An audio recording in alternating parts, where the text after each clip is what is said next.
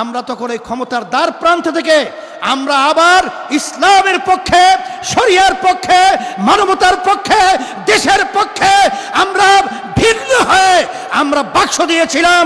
আজকে বাংলাদেশের ভিতরে দেখেন যে আজকে বিরোধী দল রয়েছে, সরকার রয়েছে, কিন্তু আমাদের যে জীবনগুলো দিয়েছিলাম যে উদ্দেশ্যে, রক্ত দিয়েছিলাম যে উদ্দেশ্যে, চক্ষু হারিয়েছিলাম যে উদ্দেশ্যে, সব পায়ের নিচে পদদলিত হলো।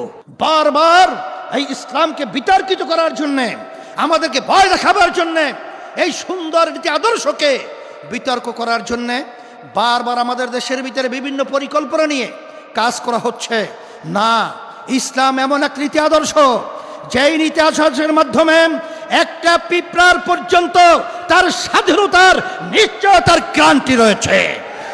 ইসলাম এমন এক নীতি আদর্শ, শরিয়া এমন এক নীতি আদর্শ, যে নীতি আদর্শের মাধ্যমে হিন্দু, বৌদ্ধ, খ্রিস্টান, অন্যান্য ধর্মাবলম্বী যারা রয়েছেন, সংখ্যালঘু আমাদের দেশের মধ্যে, তারাও তাদের জান, মাল, ইজ্জত এবং তাদের বিভিন্ন স্বাধীনতা নিয়ে দেশের ভিতরে বাস করার একটা পরিবেশ রয়েছে।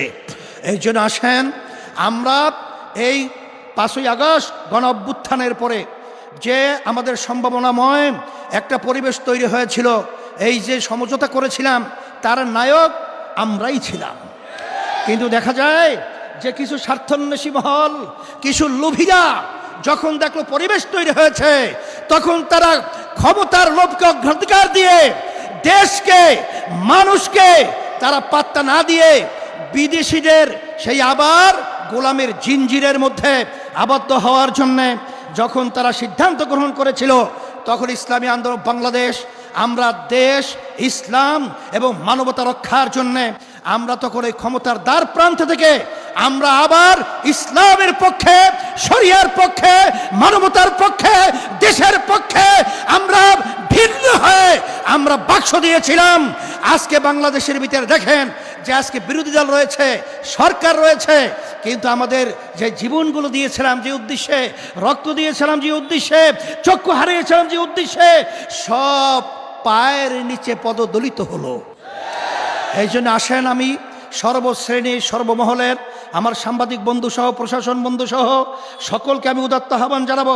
আসেন আমরা সবাই একত্রিত হয়ে আমরা দেশকে ভালোবাসি, ইমানের একটা অংশ, ব্যক্তি স্বার্থ, চুরি, দুর্নীতি বাদ দেন। এই সম্পদ নিয়ে আর কি করবেন, আর কত লাগবে, আর কত দরকার? আসেন আসেন সেই রক্তকে ভুলেন না, আজকে সেই সন্তানদের হাজুরি ভুলেন না, আজকে সেই মায়ের আর্তনাদ ভুলেন না। সেই জুলাই চেতনায় উজ্জীবিত হয়ে আমাদের দেশকে স্মরণের দেশ গড়ার আহ্বান রেখে আজকে আমরা সেই জুলাই সনদের যে ব্যাপার রয়েছে, আমি বর্তমান সরকারকে বলবো, আমাদের প্রধানমন্ত্রী তিনি বলেছিলেন অক্ষরে অক্ষরে সেটা বাস্তবায়িত হবে। কই আমরা লক্ষণ দেখছি না, বরঞ্চ আজকে বিভিন্ন ছাত্র হলে, বিভিন্ন জায়গায় যে বিশৃঙ্খলা পরিবেশ দেখেছি, এইটা কিন্তু এই জুলাইয়ের ফসল না।